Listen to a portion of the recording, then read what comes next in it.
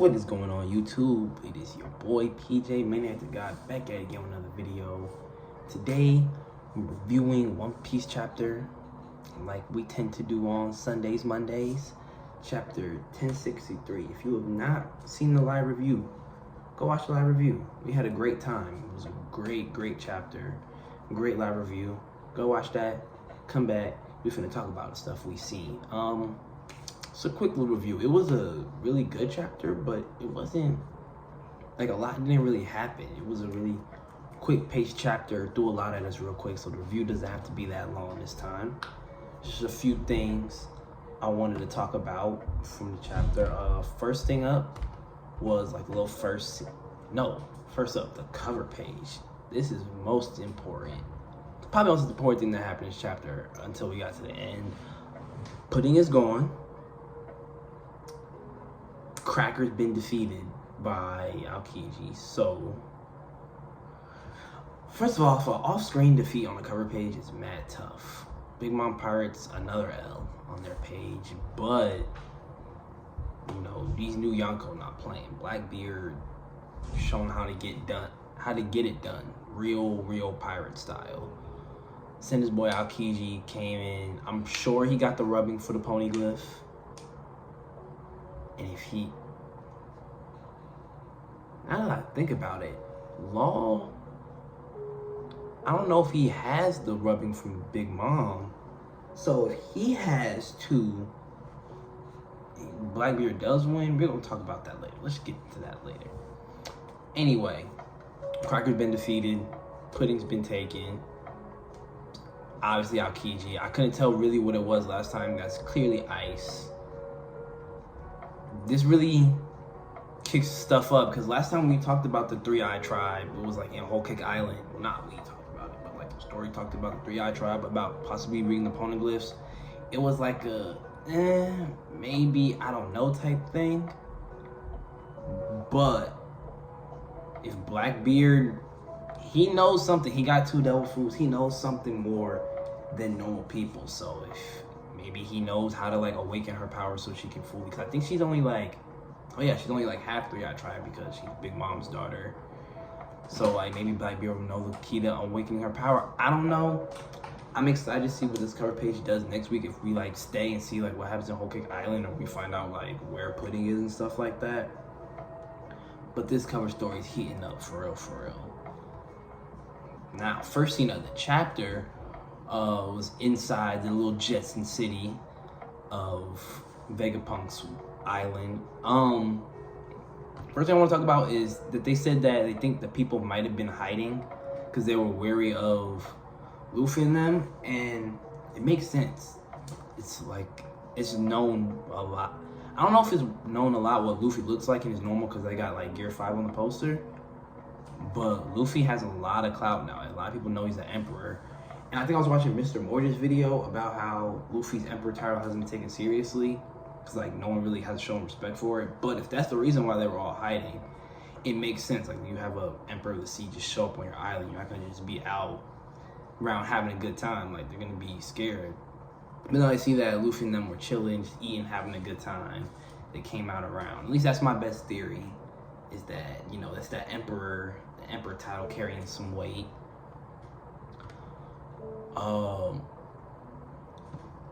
The SSG. Now, when I first heard about the SSG, I think it was Fujitora told us about it in the Ultimate chapter, possibly. If you know when we first heard about the SSG and I'm wrong, let me know in the comments. Yeah, when I first heard about the SSG, I thought it was like the actual replacements for the Warlords were the SSG. Like, the Seraphim was the SSG project.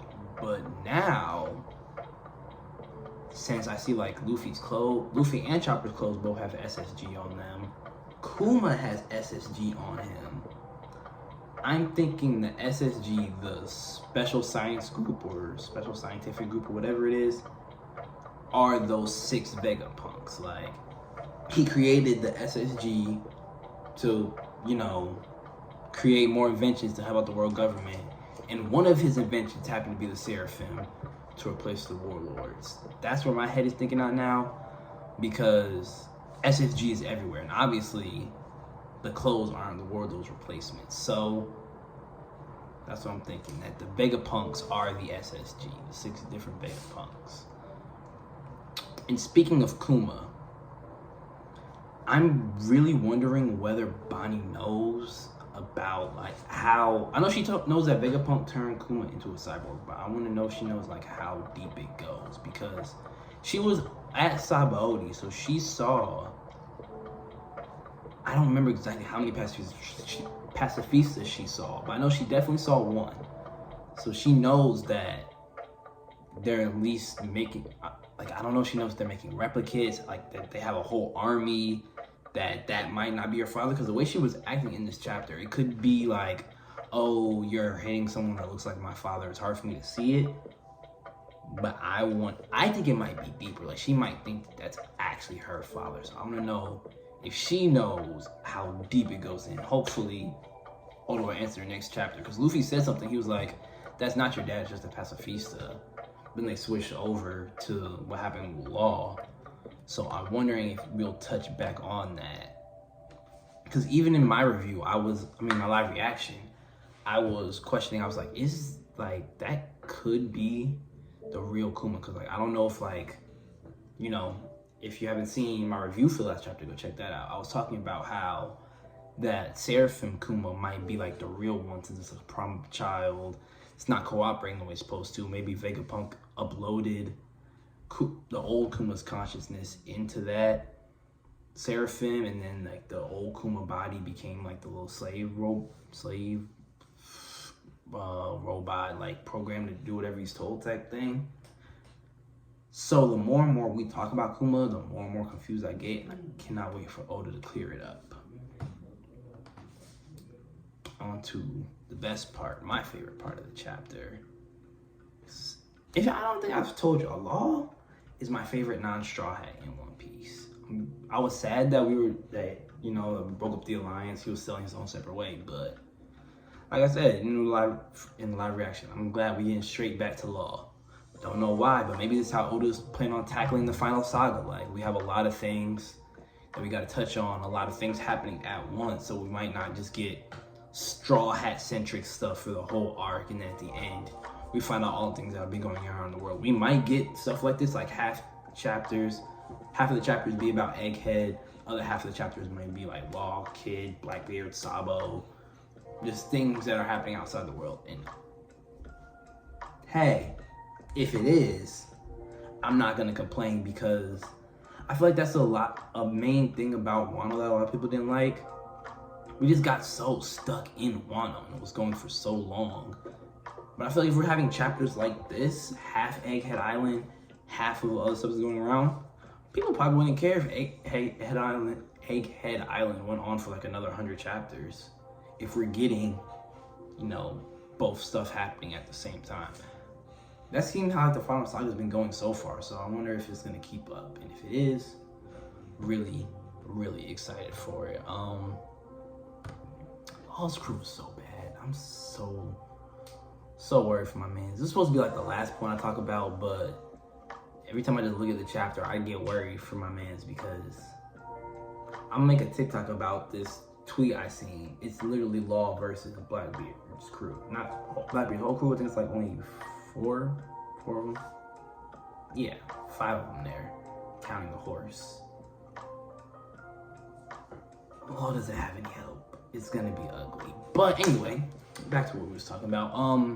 Female Law was in the SBS. I don't know which number it was, but I do like how Oda is incorporating Beaver Card stuff, not Beaver Card stuff, but SBS stuff and like cover page stories in the chapter. It's been like almost every week, like something that we learned a while ago is relevant now. And I like that, because it feels like everything is important, everything's tied together, and makes the story feel like we're picking stuff up and we're finna, like, all the payoff is about to come for all the setup we've got.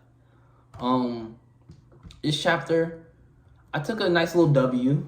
One of my long-going personal theories I've had is that one of the reasons why Big Mom's durability was so crazy is because she used Utsaki. at all times. That's why like devil fruit powers can't really hurt her. Physical attacks don't really hurt her that much. And that's why when Capone had the plan to like paralyze her, it was a bunch of Congress hockey shooting off and stuff like that.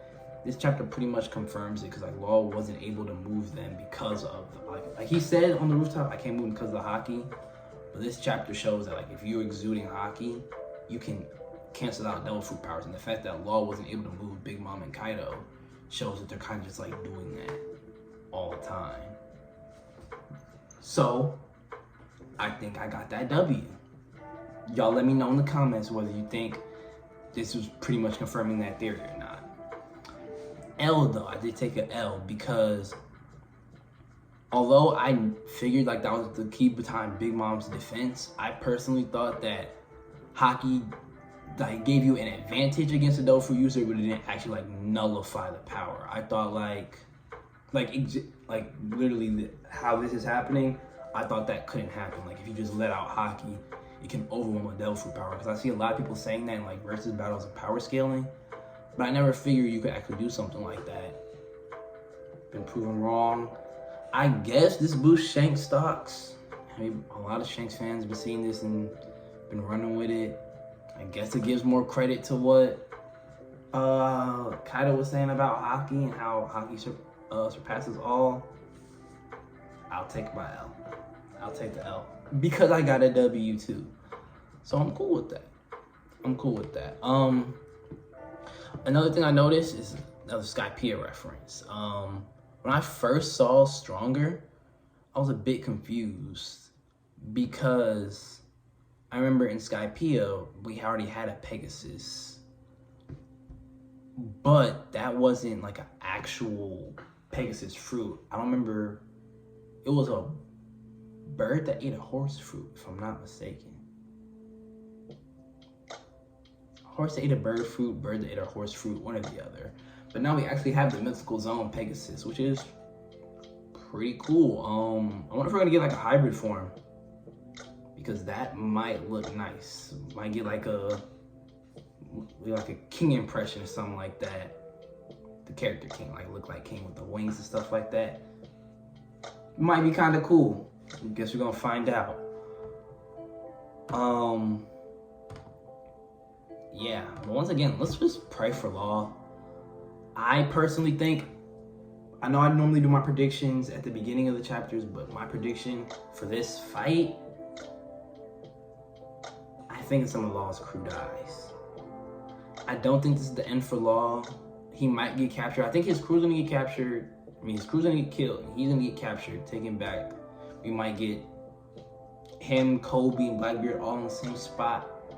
We might get a better fight, Kobe and Law versus Blackbeard. I would love to see that, but we might just use that to like segue into some Rocky Port stuff, be able to talk about that. But I don't know, I'm looking forward to it. Anytime Law gets some combat, you know, I'm always down for it. I'm just praying he does not lose his life. But that's all I got for this review. If y'all like what y'all seen, like the video, subscribe to the channel, and hit the post notifications so you'll know every time I upload, every time I'm going live. It's your boy PJ, Man After God, signing off.